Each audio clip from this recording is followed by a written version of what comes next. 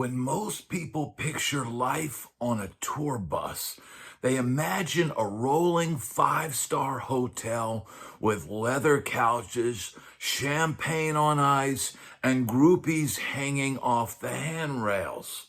The truth? A tour bus is more like a prison cell with wheels, a rolling can of sweat and bad decisions where personal space disappears faster than your paycheck at a truck stop casino. Don't get me wrong, tour buses look glamorous from the outside, but step on board and you'll learn fast. This is survival of the smelliest. There's the smell of 20 different fast food bags mixed with socks that should have been burned weeks ago. There's the tiny coffin-like bunks where you're expected to sleep while flying down the highway at 80 miles per hour, praying the driver doesn't slam the brakes. And let's not even get started on the bathroom rules. Number one only isn't just a suggestion. It's the law. Break it and you'll be remembered forever as the guy who destroyed the bus. But here's the wild part. Despite the chaos, the tour bus becomes its own dysfunctional family reunion on wheels. Fights break out over who controls the playlist. Bandmates argue at 3 a.m. And then somehow, miraculously, the next day, you all walk on stage like nothing happened. Fans see the show, the lights, the glory. They don't see the snoring, the stale air, the unholy blend of body odor and diesel fumes that define the other 23 hours of the day. So today I'm pulling back the curtain on tour bus life. Not the Instagram highlight reel, but the gritty, hilarious, sometimes disgusting truth of what really happens between cities. Buckle up, because once you step on a tour bus, you'll never look at rock and roll the same way again. The tour bus isn't a mansion on wheels. It's a rolling dorm room with no RA and too much caffeine. Oh, wait a minute. Maybe there is an RA. Maybe the RA is the road manager, right? And depending on who your road manager is and who your artist is can determine how wild or mild stuff goes on the bus. And look, I think everybody probably starts out their first tour or first time on a bus, or, a lot of artists think, oh, we're going to get out there and we're going to lead a healthy lifestyle. I'm going to try to eat healthy and I'm not going to drink too much and all of these things. And I think the longer you do it, you either fall into those things or you start out that way and eventually you learn to reel it back in. And like I said, man, it is a lot like going to college. Remember going to college and packing all your stuff and then going in some dorm room.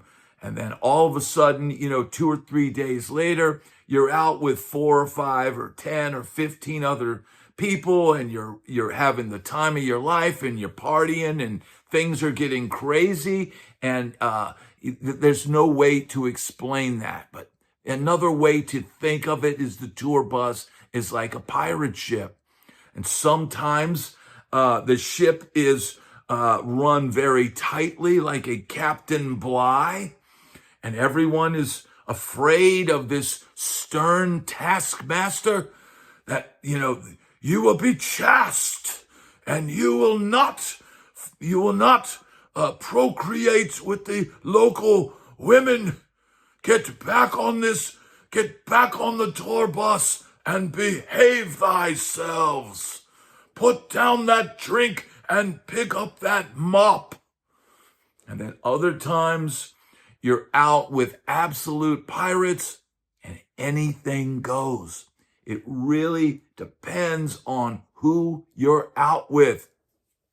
Now, if you happen to be out with somebody who's maybe already been down the pirate path and had to reel it back in, or maybe had to go to rehab a few times, or had some health scares, or any number of things, then you could find yourself on a very quiet, very peaceful bus without a lot of drama, without a lot of imbibing of alcohol and other things.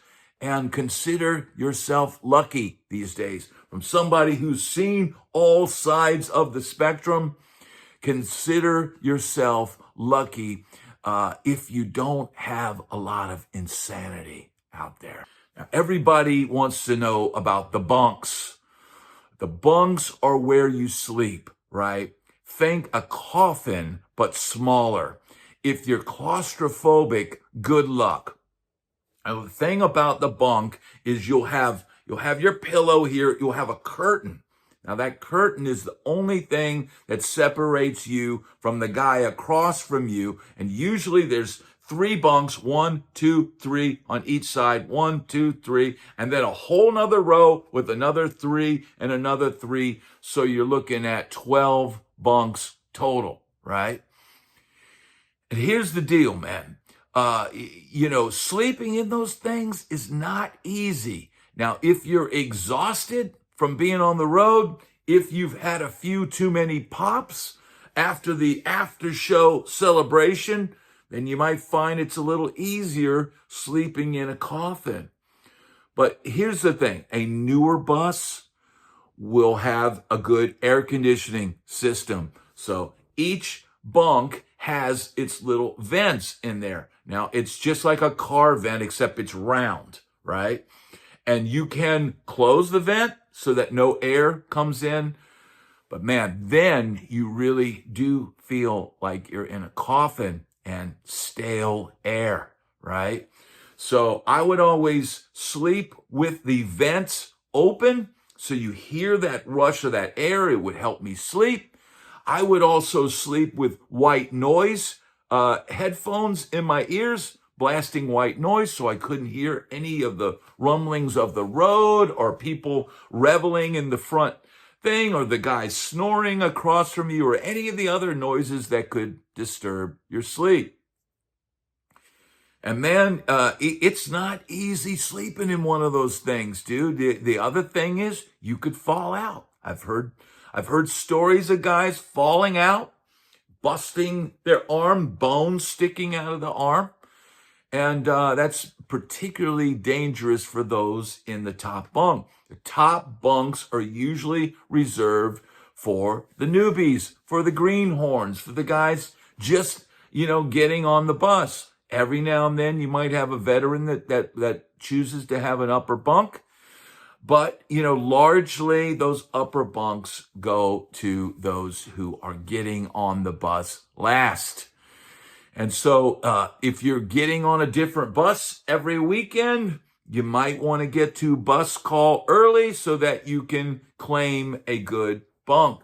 It's harder to get in a top bunk. You have to put your feet on each side of the middle bunk and then sort of hoist yourself in. It's not easy to do. I did it a lot. I eventually, found myself on a bus and was the greenhorn on the bus on my first time on a tour bus.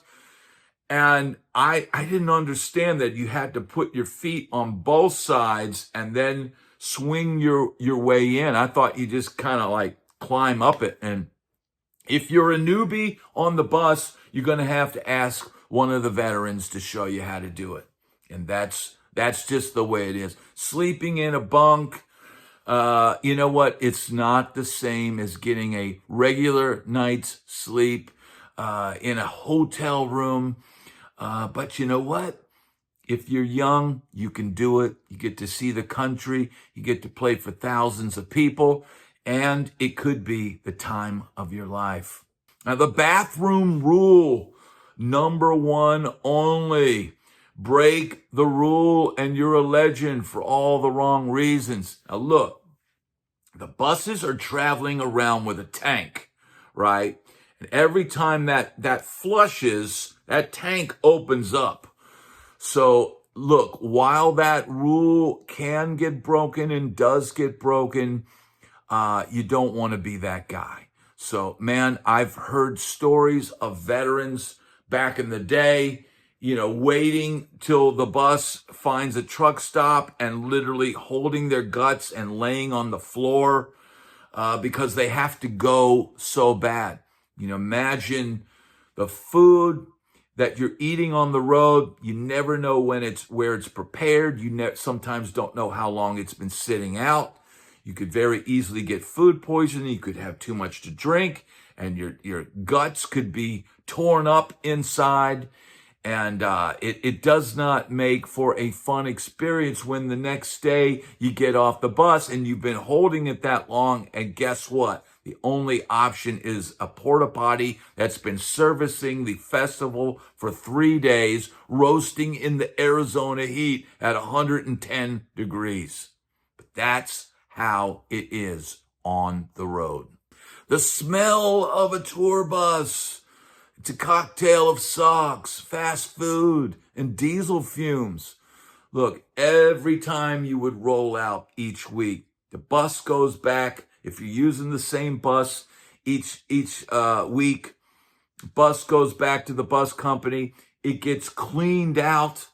Now, look, man, I've heard stories in the past of certain buses with certain artists.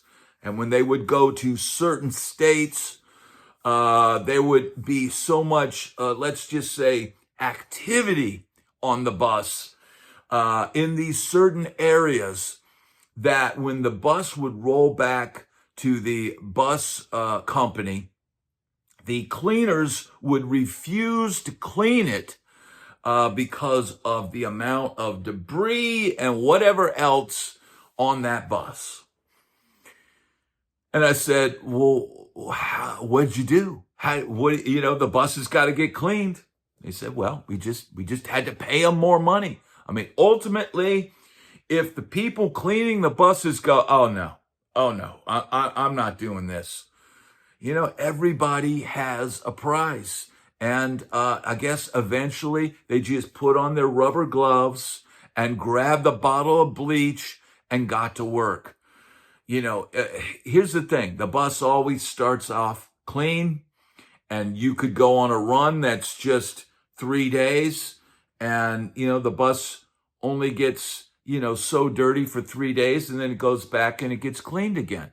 Or you could go out for 3 weeks because you're traveling to the West Coast, and you're going to be hitting every little, city, out there and back and everything else. And, man, the bus can get in rough shape, right? The tank has to be emptied, right? That contains all the used beer in it. Here's the thing, man. If you've got a great driver, he's going to get up in the morning. He's going to clean that front lounge of the bus so that it doesn't smell horrific the next day. And, you do your best as a person on that bus to clean up after yourself and try not to trash the bus. But it is a roving vehicle filled with bad decisions. The playlist wars. Nothing divides a band faster than country versus metal at 3 a.m. Now, I can say this because I've experienced it, right? There's the guys that are real country guys that listen to bluegrass, and that's all they know, and they couldn't tell you the difference between Van Halen and Black Oak, Arkansas. It all sounds the same to them. And the same would be going towards the rock guys who have no idea who the different bluegrass guys are, and they don't care. Oftentimes the metal guys win out, and you could be on a bus touring with a country artist and be blasting Pantera at 3 a.m. Yes, I've been there, dude. You know what? That is a great feeling. Imagine rolling down the highway. You've just played an epic show. You're all cracking open celebratory beers and cranking Van Halen or Pantera or Metallica or whatever.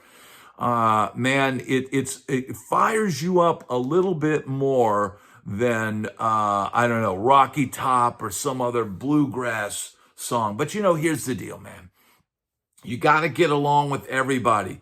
So there would be times where maybe I'd be controlling the playlist or whatever, and I'd put on the bluegrass channel and just sit there and let the bluegrass guys sit there and tell me about, oh, this is this guy, and oh, listen what the guy played here and all that. And you know what? By listening to other styles of music, you learn something. So, man, you know what? Let the playlist flow as it must go. Weird sleep patterns of the road. You either sleep like a baby or feel like you're in a blender. And after a while, after you've done hundreds of dates, couple years in a row, you start to just feel like you're in one big blender. And that could be a tough thing to deal with, dude. And guess what, dude? Not only do you feel like a blender, but you got a radio thing you got to do at 7 a.m. and you got to go sing. After that, it's some local TV show, and then it's sound check, and then boom, you got another show tonight. And dude, don't miss the after party, bro. It's gonna be epic. And guess what? The next day, it all starts again. It doesn't matter how much sleep you got, dude. The show must go on. Bonding and blow-ups. There are arguments, laughter, secrets. Bus life makes you closer than family, for better or worse. Now, there's only one or two guys from those days that I still keep in touch with.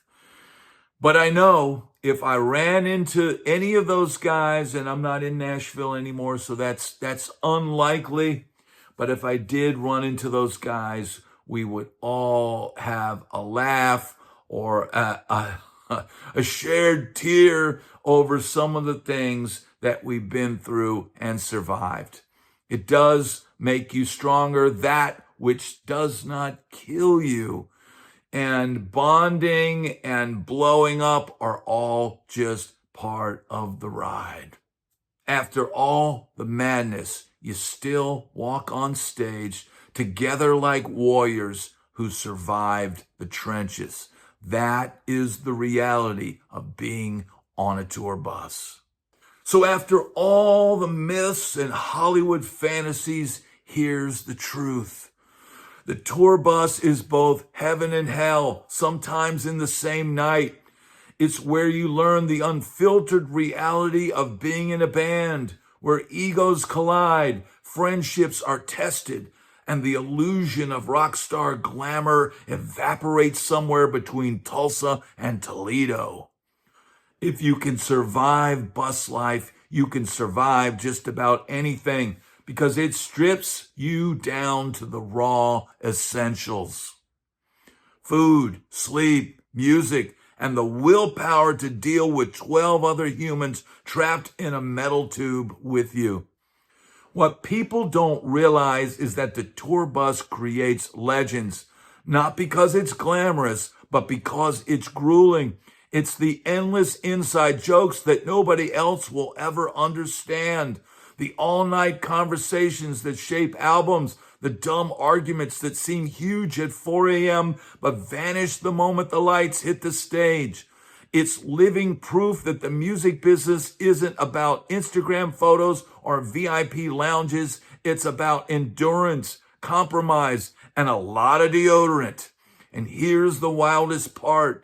As much as we complain about the smell, the snoring, and the fact that you haven't had a proper shower in 3 days, there's something magical about waking up in a different city every morning with your brothers and sisters in arms. It's not a luxury hotel. It's a pirate ship, dude. It's chaos, but it's our chaos. So next time you see a band roll up in a shiny bus with the tinted windows, don't assume it's all champagne and silk sheets. Inside, someone is arguing over the last slice of pizza. Someone else is passed out with headphones on. And everyone is silently praying the driver finds a Starbucks before the next sound check. That's the reality. And honestly, that's what makes it beautiful. The tour bus is where the real stories happen, where legends are born, and where memories get burned into your soul forever. It's not glamorous, it's not pretty, but it's real. And that, my friends, is what rock and roll has always been about.